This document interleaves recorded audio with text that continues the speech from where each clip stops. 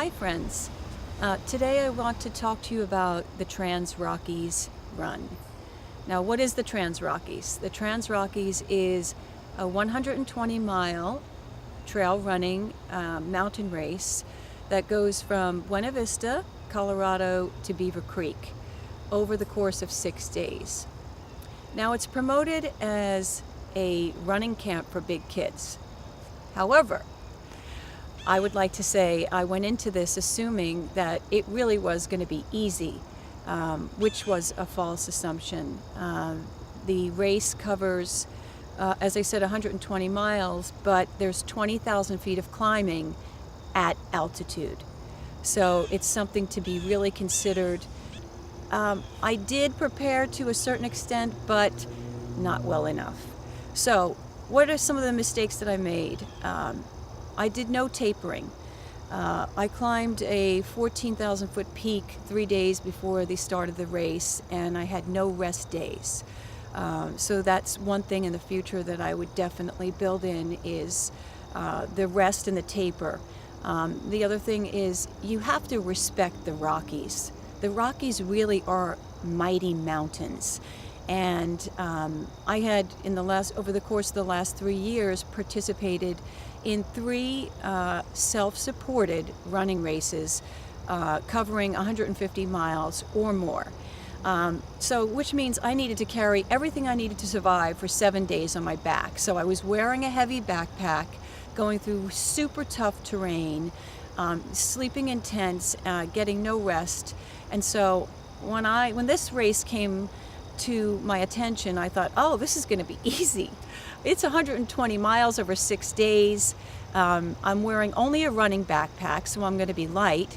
They're feeding us. I'm sleeping in a hotel. I did choose the hotel option.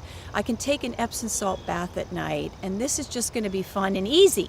So I went in there with this cavalier attitude that it's just going to be fun, and it's always fun for me. Even when it's pain, it's going to be fun. But after the first day, which was at relatively low altitude compared to the rest of the race, we were at about 9,000 feet, possibly a little bit over that. I really got my ass kicked, and it was a really humbling experience. I didn't expect it to be so tough because I had not trained while at altitude pushing the pace. So when you're in a race, you want to do the best you can do. And for me, I just want to be the best I can be on the course and have a whole lot of fun. But I had not done really fast hiking or running up a mountain, and then without a lot of rest. Normally when I train, I take a lot of breaks. I admire the vistas. I listen to the sounds around me and have experiences with wildlife. So it's more of a total fun adventure. And so I did not prepare by taking the time to really train myself at a fast pace, hiking fast up, and then running fast down a mountain over slippery, rocky, rooty terrain. If you are considering doing this race, it is exceptionally well run. This was the 11th annual race, first time that I participated in it.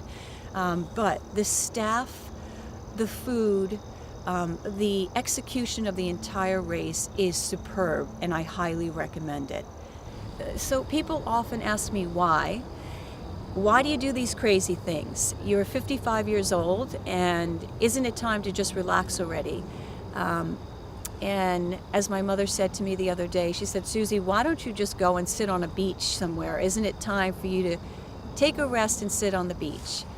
And I said, Mom, I love this. It really lights up my soul. Trail running lights up my soul, and it's part of who I am. I see it more as an opportunity to connect.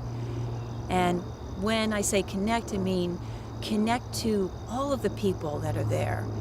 And if I see that we're connected like a pearl on a string of pearls. So if I go into the experience as a competitor, then I'm seeing there's a difference between you and me. when honestly, the way I truly see it is that we're all one in this experience together. So I go to these races to be an emissary of a way of being, and that way of being is a being of light and love. And I know it sounds corny, but it's true. I go into that experience and give gratitude and have an open heart. And when someone passes me on the trail, I either bless them, verbally, or I'm blessing them inside of myself and just putting the energy out there. Because when you do that, your experience is so enriched and expanded. And so, yes, it's tough, and yes, there's pain, and there's struggle, and it's really tough sometimes. But when the times get tough for me on the trail, I say to myself, what do I need right now? Do I need something in my physical body? Do I need water, electrolytes, nutrition? Do I need to slow down my pace? How is my breathing? How am I talking to myself? And where am I accessing the power? My power comes from a place within myself that is, I believe, limitless, and we all have access to it. If we can find that light, move all the rubble out of the way, the negative self-talk, the competitive nature, if we can move that out of the way and really be still while we run. And when I say that, I mean there is a stillness within us that is like a still lake. I see it as a still alpine lake. And when I get into trouble, I say, Susie, what's going on here? Get back home. Get back home to the stillness that's within us. And when we can get there, we realize that we have this limitless energy. And if we think about it as effortless flow, like waves on an ocean, when you see a stream and you see water flowing and it encounters an obstacle, a big rock, it doesn't struggle.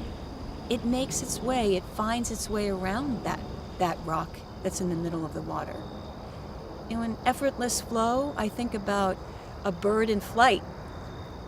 How easy it is, wind blowing through the grasses. So that's where I put myself when the shit hits the fan and times get tough and my muscles are cramping and I can do certain things on the outside to remedy that situation, but most of all I can access that place on the inside, that stillness, that's a place of flow.